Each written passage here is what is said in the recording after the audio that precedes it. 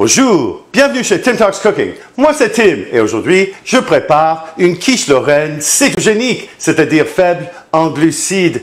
C'est une recette qui va vous plaire je crois et à la fin de la vidéo, je vais vous présenter les macros pour toute la recette et par portion raisonnable, c'est-à-dire raisonnable selon Tim.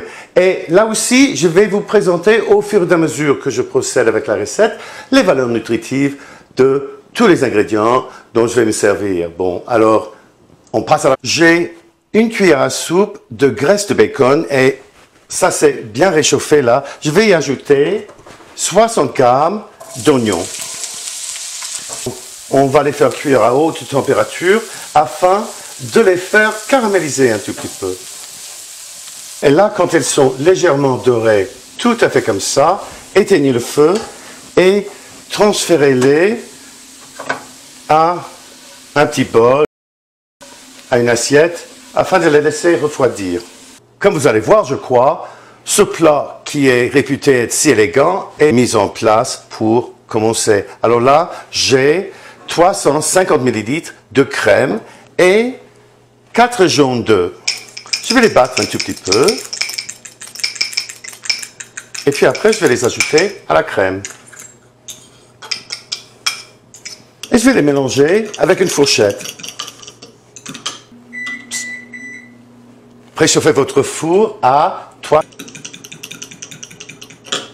Et voilà, on va mettre ça à côté.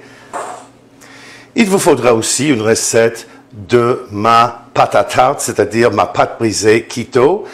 Et là, enfin déjà préparée, enfin, d'ailleurs, vous pouvez voir cette même pâte à tarte dans la vidéo précédente. Bon là, hein, en France, on utilise des lardons. Alors là, enfin, si vous êtes en France, si vous êtes en Europe, utilisez des lardons, supermarché où ça se trouve. Là, enfin, j'ai pris du bacon et je les fais cuire au four. Et on va essayer de les distribuer plus ou moins également. Comme ça.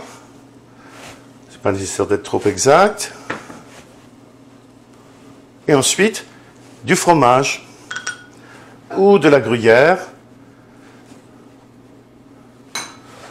Et puis après l'heure de four, prenez une feuille de papier aluminium, pliez-la en 4. Et ensuite, coupe comme ça. Et mettez-le avec le côté brillant, comme ça. Et puis vous pouvez... Et voilà. Et voilà ma quiche que je viens de retirer du four, après 50 minutes au fait. Là, c'est cuit quand l'intérieur est solide, mais toujours tendre. Là, vous pouvez toujours le tester en le bougeant un tout petit peu pour voir, hein, vous voyez. Bon, elle est de toute beauté et on va la laisser refroidir presque complètement, là, pendant 2 super belle. Elle tient vraiment bien ensemble. Alors là, je vais 6e.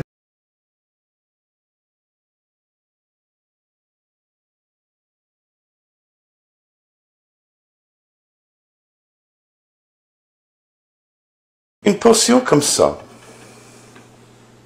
Bon, ben, il ne me reste plus rien à faire qu'à goûter, hein. Ça a vraiment l'air délicieux. Je vais prendre un petit morceau. Oh.